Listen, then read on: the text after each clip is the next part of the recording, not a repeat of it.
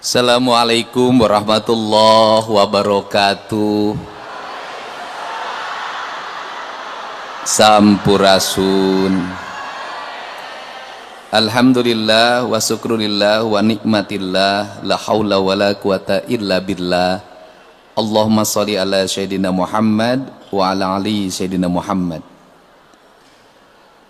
Hari ini kita sangat berbahagia karena selain mendengarkan lantun dan adzan yang indah, kita bisa duduk bersimbuh setara di masjid yang megah, masjid penuh kedamaian, ketentraman dan kebahagiaan yang dalam bahasa Arabnya Darussalam. Dan hadir di tengah-tengah kita bukan hanya sebagai pejabat negara, tetapi kakak saya sendiri, Ketua MPR RI, Bapak Kiai Haji Ahmad Muzani. Bapak itu lebih dekat kekiaiannya dibanding politisinya, sehingga lebih arif dibanding yang namanya Arif. Saya ucapkan terima kasih juga atas kehadiran. Kalau dari nama awal namanya orang jadi ragu, Romo, tapi ternyata Romo R. Muhammad Syafi'i, Kiai Haji, Wakil Menteri Agama, yang saya dengar sebentar lagi akan melepas status dudanya.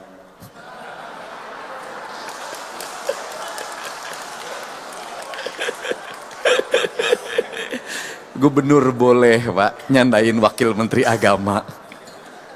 Dan kapan Kang Dedi status dudanya lepas? Kayaknya tidak akan pernah lepas. Saya hormati, ini adik saya, namanya sama, cuman tidak pakai Dedi, Kang Mulyadi, anggota DPR RI. Terima kasih. Kemudian juga Bapak Kepala Badan Penyelenggara Haji, saya ucapkan terima kasih. Adik saya ini bupati sukses, menata Kabupaten Bogor, nampak bersih, nampak indah, berani bongkar, berani lebarin. Bapak Rudi Sismanto, walaupun namanya Sismanto, tetapi dia masih keturunan Sumedang Larang. Saya hormati, ini orang gagah, tampan, pemberani, bintang 1. Bapak Jenderal, Ketua Yayasan, Kiai Santri, Alhamdulillah. Pak Hengki Haryadi, terima kasih. Insya Allah kalau Pak Hengki memegang yayasannya, maka seluruh dana kotak amalnya akan terjaga dengan baik. Kemudian keluarga besar yayasan yang saya hormati, para tokoh agama, para alim ulama, pimpinan majelis taklim, tidak lupa juga emak-emak yang berseragam dalam kerudungnya. Ada yang agak pink, ada yang kayas kata orang Sunda, ada yang putih. Mudah-mudahan seluruh kerudungnya sudah lunas. Pagi hari ini pagi yang berbahagia. Sebagai gubernur tentunya ada hal yang mendasar yang menjadi amanah leluhurnya orang Sunda, yaitu Sunan Gunung Jati yang dulu bermukim di Cirebon. Sampai ada azan namanya adzan pitu.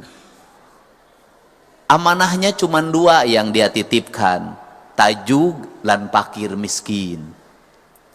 Kalau tajuk ini ya kayak gini, cuman ukurannya dulu kecil.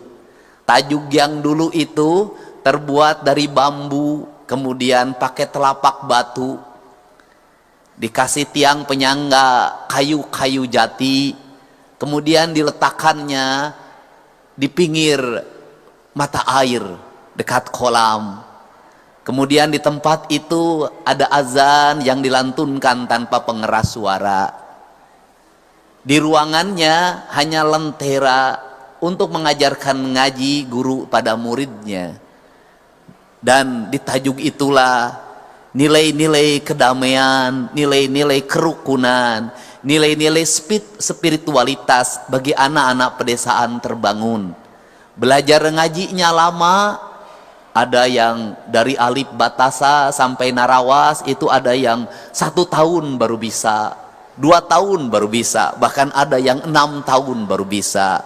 Tetapi selama perjalanan mengajinya itu, anak-anak itu tumbuh dalam harisma spiritualitas tajuk.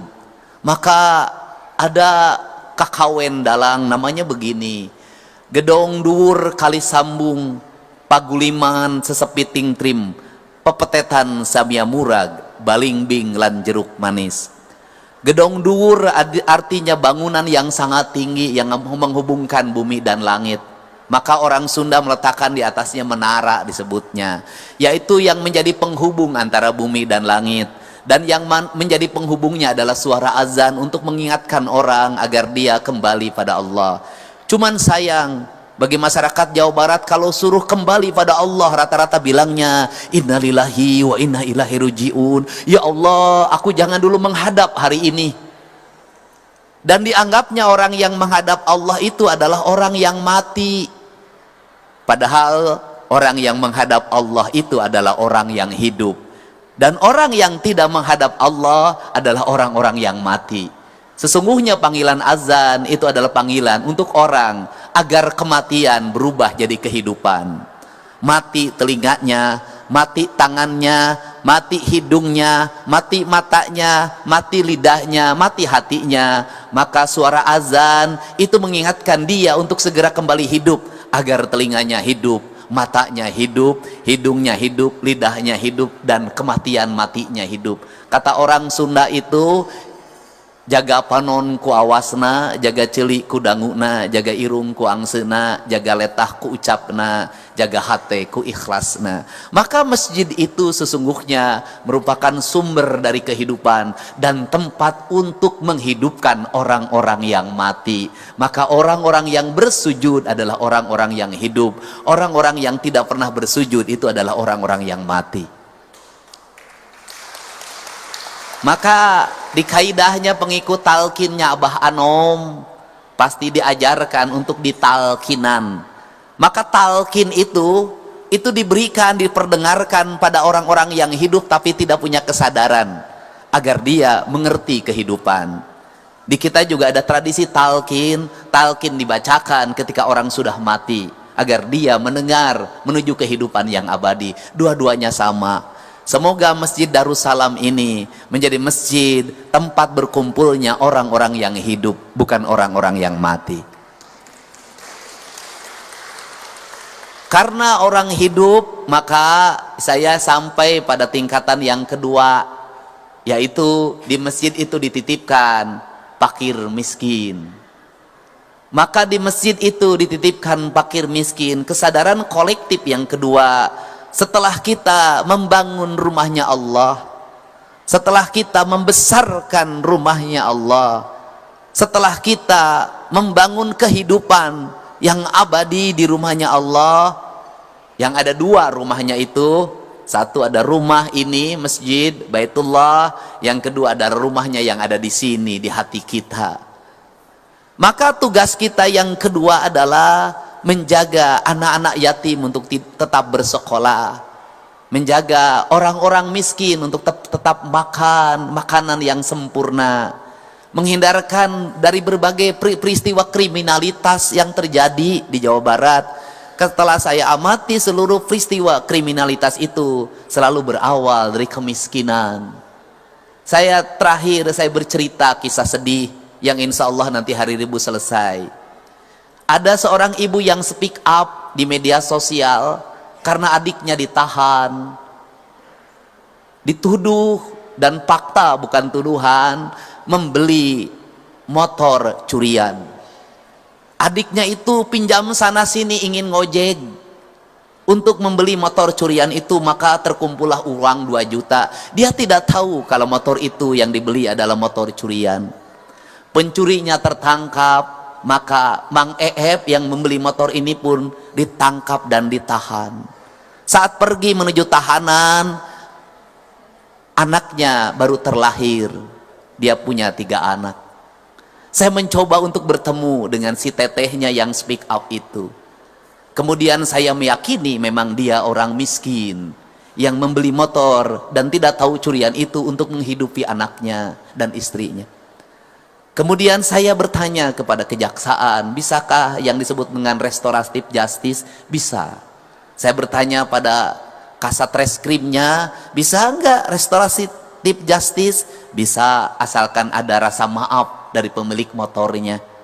Kemudian saya mengundang pemilik motornya, mahasiswa Unpad, orang Bogor, yang dia motor itu kesayangannya, diberikan dari ibunya. Dan saya bertanya, kamu mau memaafkannya? Dia katakan, kalau melihat Mang Usep saya memaafkan, tapi yang nyurinya memang profesinya mencuri, tidak akan saya maafkan.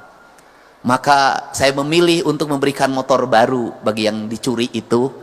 Dan dia harus mengikhlaskan motor yang 2 juta itu, bukan hanya dimaafkan, tapi motornya diberikan. Biayanya cukup 23 juta motor baru, dan 10 juta untuk biaya hidup Mang Usep bagi anak-anaknya. Tetapi uang 33 juta itu telah menyelamatkan orang dari penjara 2 tahun. Ketika penjara 2 tahun itu apa yang akan terjadi? Istrinya apa yang harus didapat dalam setiap hari? Ketiga anaknya makannya dari mana? Susunya dari mana? Biaya penyelidikannya berapa? Biaya penahanannya berapa? Biaya untuk penuntutannya berapa? Biaya dakwaannya berapa? Biaya vonis hakimnya berapa? Biaya LP-nya selama 2 tahun berapa? Mungkin lebih dari 100 juta. Menurut saya lebih adil mengeluarkan 33 juta untuk kebebasan manusia dibanding di penjara 2 tahun lebih dari 100 juta. Semoga tajuk ini, masjid ini menjadi inspirasi untuk membangun rasa adil dalam kehidupan kita. Membangun kesadaran dari tajuk ini akan membangun rasa keadilan.